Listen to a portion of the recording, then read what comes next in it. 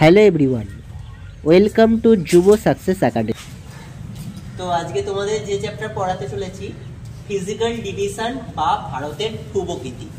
ভারতের ভূপ্রকৃতি থেকেও প্রতি বছরই যে কোনো এক্সামে কোশ্চেন আসছেই।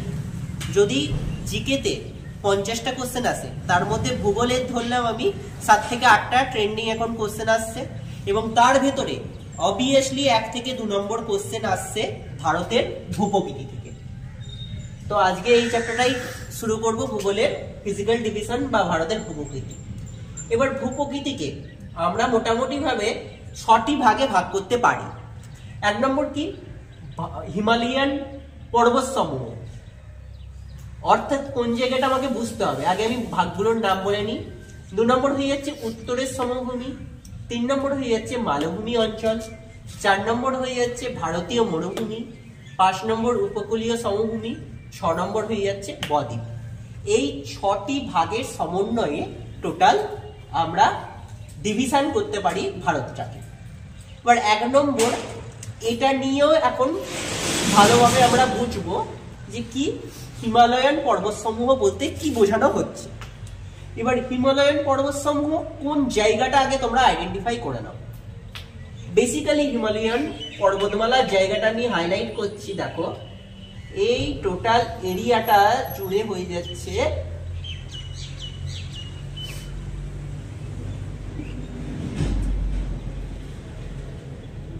হিমালয়ান পর্বতমালা। আমি আরেকবার ডিনোট করে দিচ্ছি। এই যে জায়গাটা, সেটাকে আমরা বলবো হিমালয়ান পর্বতমালা। এই হিমালয়ান পর্বতমালাকেও বিভিন্ন ভাগে ভাগ করা হয়েছে, যেটা আমরা পরবর্তী ক্ষেত্রে যখন ফার্স্ট আমি ধরবো হিমালয়ান পর্বতমালা, তখন আমি এই জিনিসটা বুঝবো। এইবার 2 নম্বর কি আছে, উত্তরের সমভূমি। উত্তরের সমভূমি বলতে কোন জায়গাটাকে স্পেশালি বোঝানো হয়, এইখানে যদি একটু আমি এইদিকে করি, পাঞ্জাব টোটাল এরিয়া, আমরা যে সমভূমি এলাকার ভেতরে বেসিক্যালি থাকছি, এই পশ্চিমবঙ্গ টোটাল এই জায়গাগুলোকে নিয়ে আমরা বলতে পারবো এটা হয়ে যাচ্ছে উত্তরের সমভূমি। এই টোটালটা কি কারণ উত্তর বলা হলো, আমরা যদি দেখি এটা সাউথ ইন্ডিয়া, এটা কি নর্থ ইন্ডিয়া। এবার নর্থ ইন্ডিয়ার ভেতরে যে সমভূমিগুলো তৈরি হচ্ছে বা সমভূমিগুলো আছে, সেইটাকে আমি বলতে পারি উত্তরের সমভূমি। বেসিক্যালি এই জায়গাটাই হয়ে যাচ্ছে উত্তরের সমভূমির পার্ট। এটা গেল হিমালয়ান পর্বতসমূহ, এটা গেল উত্তরের সমভূমি। 3 নম্বর কি আছে, 3 নম্বর আছে মালভূমি অঞ্চল। মালভূমি অঞ্চলটা কোথায় আমাদের বুঝতে হবে। আমরা তো উত্তরে বেসিক্যালি পেলাম পর্বতসমূহ, আর 2 নম্বর পেলাম হয়ে যাচ্ছে সমভূমি। কিন্তু দক্ষিণের দিকে যে যখন আমরা যাব, তখন যে জায়গাটা বেশি পাবো সেটা হয়ে যাচ্ছে মালভূমি অঞ্চল। দক্ষিণ বলতে এই যে জায়গাটা আমি ডিনোট করছি,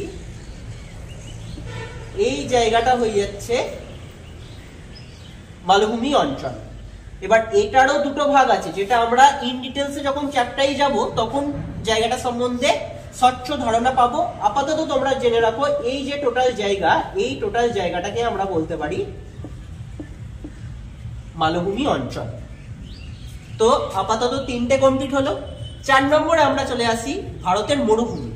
ভারতের মরুভূমি বলতে প্রথমেই আমাদের মাথায় চলে আসে কি, থর মরুভূমির কথা, যেটা রাজস্থানে অবস্থিত। তো এই যে জায়গাটা, সেটা হয়ে যাচ্ছে ভারতীয় মরুভূমি। ভারতীয় মরুভূমি তোমরা দেখতে পাচ্ছ, রাজস্থান ঘেঁষে জায়গাটা। তাহলে কি পেয়ে গেলাম, 4 নম্বরে ভারতের মরুভূমিও পেয়ে গেলাম। এরপর 5 নম্বরে কি আছে, উপকূলীয় সমভূমি। উপকূলীয় কথাটার মানে কি, উপকূল বরাবর। উপকূল জিনিসটা কি, যেখানে সমুদ্র এবং স্থলভাগ তার কাছে পিঠে বা তার তীরবর্তী অঞ্চল। স্পেশালি এই জায়গাগুলো হয়ে যাচ্ছে টুরিস্ট প্লেস, দীঘা থেকে আরম্ভ করে এগুলো আমরা জানি। স্পেশালি জায়গাটা আমি ডিনোট করার চেষ্টা করছি। ধরো এই যে টোটাল জায়গাটা আছে, যেগুলো সমুদ্রের কাছে পিঠে, সমুদ্র থেকে কাছে পিঠে অঞ্চলটা, এই টোটাল জায়গাটার কোনখানটা, এই টোটাল জায়গাটার এই ভেতর পার্টটা, যেটা সমুদ্রের তীরবর্তী, সেই জায়গাটাকেই আমি বলবো কি, এই টোটাল নামছে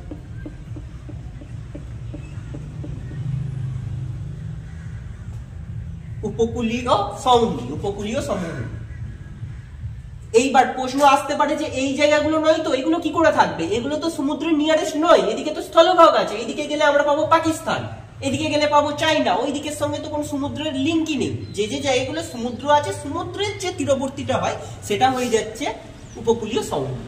এবং অ্যাট লাস্ট যে জায়গাটা পাবো সেটা হয়ে যাচ্ছে বদ্বীপ। বদ্বীপ মানে কি? চারিদিকে জল এবং মাঝখানে স্থলভাগটাকে আমরা বদ্বীপ বলি। তাহলে এইটাতে দেখো আন্দামান নিকোবরে যখন আমরা যাবো, এটা আন্দামান নিকোবর, এইখানে আছে লাক্ষাদ্বীপ, এই জায়গাগুলো যখন যাব চারিদিকে জলভাগ আর মাঝখানে কি স্থলভাগ, অর্থাৎ এই যে জায়গাগুলো হলো বা এই জায়গাগুলো হলো সেই সবকিছু টোটালটা কিসের ভেতরে? বদ্বীপের ভেতরে। আই থিঙ্ক টোটাল 6টা ভাগ ভারতীয় ভূপ্রকৃতির ক্লিয়ার করতে পারলাম যে কোন জায়গায় কোনটা আছে। নিজেরা চিন্তা ভাবনা করলে একটু বুঝতে পারবে। যখন আমরা উত্তরে যাবো তখন হিমালয়ান পর্বতসমূহ, তারপর যখন একটুখানি নিচে এলাম সেটা উত্তরের ভেতরই, উত্তরের সমভূমি, তারও একটু নিচে চলে এলাম মালভূমি অঞ্চল, অনেকটা স্পেশালি দক্ষিণ ঘেঁষো জায়গাটা, সেটা মালভূমি অঞ্চলের ভেতরে পড়ছে। মরুভূমি মানে আমাদের সবসময় রাফ আইডিয়াই থাকে এটা হয়ে যাচ্ছে রাজস্থানের ভেতরে, তো রাজস্থান পেয়ে গেলাম। এবং নেক্সট হয়ে যাচ্ছে উপকূলীয় সমভূমি, সমুদ্র তীরবর্তী যে অঞ্চল সমূহ সেগুলো হয়ে যাচ্ছে উপকূলীয় সমভূমির ভেতরে। এবং বদ্বীপ, বদ্বীপ মানে চারিদিকে জল এবং মাঝখানে স্থলভাগ, এইটাকে বদ্বীপের ভেতরে আমরা রাখতে পারি। এই যে কনসেপশনটা তৈরি হলো যে কোথায় কি, এইখান থেকে কিন্তু এখন টুকিটাকি এক্সাম সেটারটা করছে, এখন ডাইরেক্ট কোশ্চেন জিজ্ঞাসা করছে না, তোমাদেরকে বলে দেবে একটা জায়গার নাম দিয়ে জায়গাটার ভেতরে 4টে অপশন দিয়ে দিল।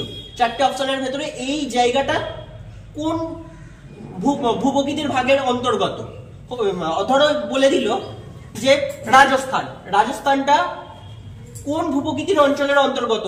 এতে দিল উত্তরের সমভূমি, বিতে দিল মালভূমি অঞ্চল, সিতে দিল ভারতীয় মরুভূমি এবং ডিতে দিল বদ্বীপ। তোমরা অবভিয়াসলি বলে দিতে পারো এটা মরুভূমি অঞ্চলের ভেতরে, বা যে কোনো একটা জায়গা দিলে তোমরা এই কনসেপশনটা ক্লিয়ার থাকছে তোমাদের।